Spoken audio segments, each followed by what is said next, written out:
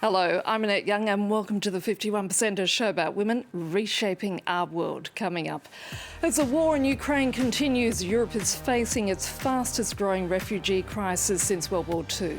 With the majority being women and children, there are growing concerns that they're a target for sex traffickers. We'll be talking shortly to Céline Schmitt from the UNHCR. Also, how women villagers in Niger are being educated about the role they can play in the fight against jihadists. But first, and with the war in Ukraine now entering its second month, more than 4 million people have fled the war-torn country. Women and children making up the vast majority, an estimated 90%. One major concern for these refugees is the threat of human trafficking. The European police agency Europol warning that borders and transport hubs where families are transiting could be places of risk, as Nick Rushworth reports. Medica is one of the main transit hubs for Ukrainians fleeing the war. There are some men, but most of the refugees are single women or women with children. It is very difficult. Pushing the pram with a child and bags and with a sore back. It's so difficult. But we do not have any choice. We need to save our children. The women refugees are potential targets for traffickers who take advantage of the confusion to approach people. The European police agency Europol is warning that women and children, including unaccompanied minors, are most at risk for sexual and labor exploitation, as well as forced criminality and begging or other criminal activities. It says border areas, transport hubs and reception and accommodation centres are high risk. One French volunteer in Medica says he has noticed suspicious behaviour. When we first got here, there was absolutely nothing. No police, no military. We saw men taking photos of women and teenage girls. We quickly realized that human trafficking was behind this. At least they were trying. The European Commissioner for Home Affairs says the Commission is beefing up protection for vulnerable refugees. We have very few formally reported investigations or cases of trafficking, but we have a lot of informal reports where the UN organizations on the ground, I spoke with IOM last Sunday, for example, saying that they see a lot of cars with criminals that are there to pick up vulnerable people, women and children, especially for sexual purposes, but it could also be for other purposes. The Organization for Cooperation and Security in Europe, the OSCE, is saying that online searches for sex with Ukrainian women have increased on the internet since the war began. Nick Rushworth reporting there. As well, local NGOs are reporting those fleeing to Poland are being targeted by suspected pimps and sex traffickers operating either alone or in gangs. In response, the European Commission has launched a network of anti-trafficking coordinators. Céline Schmitt is a spokesperson for the UN refugee agency, the UNHCR, and joins me in the studio. Céline, thank you so much for your time. What makes this refugee crisis so unique is that it is predominantly women and children who are the refugees. How much more are they at risk from violence, say, if the situation was the opposite and it was mainly men who were the refugees? It's just the pace of displacement because it's so quick. It's the fastest growing displacement crisis since the World War II. More than 4 million refugees have fled Ukraine since a bit more than 4 weeks, and the majority of them are women and girls because men can't leave. So women are separated from their husbands, kids, girls are separated from their dads, and we know that women, when they're alone, on the road of exile during displacement, they are at heightened risk of sexual violence, but also of abuse and exploitation. So this is why, we're very worried about the situation. But you pointed out that the speed of this crisis is extraordinary.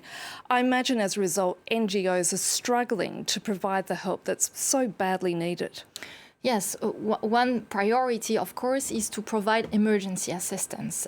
It's urgent, also because we are still in the middle of winter and people need to be somewhere where it's warm. But from the start, they also need to be protected.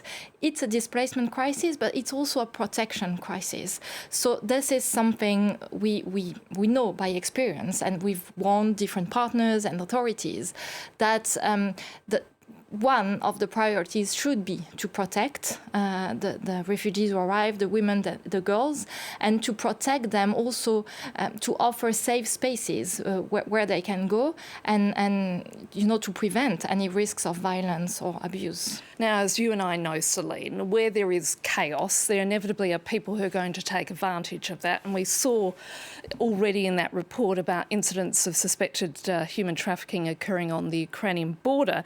And of course, currently there's no centralised system in place to vet people who are offering help or indeed shelter. So I'm curious to know, what is the UNHCR hearing from people on the ground? We are very worried about those reports. And you pointed something very important, the vetting of volunteers and organizations providing support. Of course, the solidarity that has been shown by citizens, by companies, is great. It's amazing, and it's so important to see that solidarity and to see that the civil society and different partners are willing to help refugees who arrive. But within that solidarity, you could also find people who don't have good intentions, and there is a risk of abuse. So we have raised that problem and said that there needs to be a vetting system, a vetting system for volunteers, for organizations who are willing to help, who are going to the border to provide transport or to propose transport or to propose accommodation. That's something very important, and we are working with partners and with the authorities on that. We have reinforced our staff as well. And one thing that is also very important for that is to provide the right information to the refugees who are arriving, to the women, to the girls, the right information on the risks of abuse and also how to prevent those abuse. So we have started a campaign, a Stay Safe campaign, to provide the right information to the people and also, contribute to preventing risks by giving the right information. And on top of everything else, these refugees are going to be experiencing mental health issues given the trauma that they've just witnessed. I imagine that's something that obviously has to be dealt with when it comes to offering support and help. Of course, and that's also a priority, and that's something that has to be taken into account immediately as well. As I said, families are separated. Sometimes the separation is happening just at the border because husbands or dads are bringing their family to the border, and then the women and the kids, they cross alone. They are in shock. They need, very quickly, they need some mental health support. So that's also something that is being considered.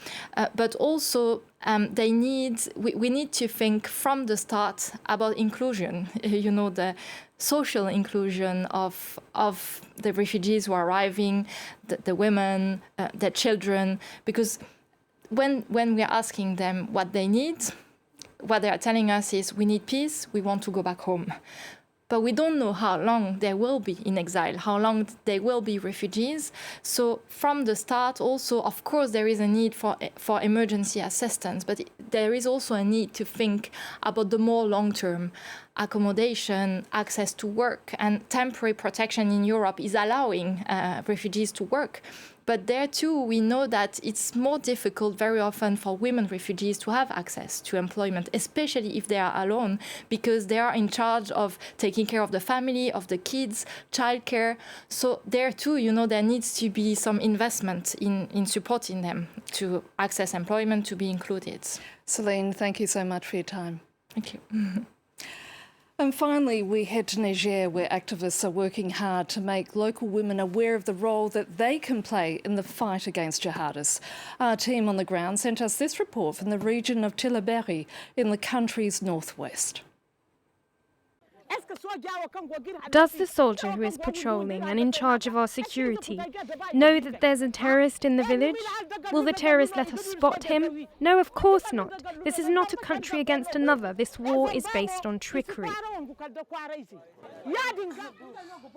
Fatoumata Isaka is one of the founding members of the National Network of Women for Peace.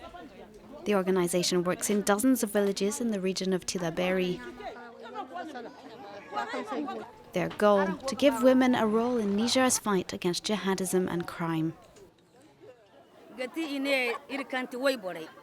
We, as the women who stay home, we are the ones who see who comes in and out of the village. If there's an empty house next to yours and somebody is settling there for 2 days, even though you don't know them and you don't know what they have in mind, you need to tell your village chief that there is a stranger.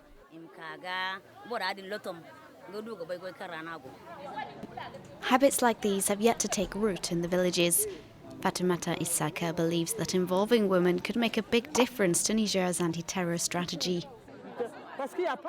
There's no development without security, and that's the way we work, to empower young people and women who are both the victims and can be actors at the same time. Women say they'd like to see more of these meetings, but a lack of resources is a major hurdle.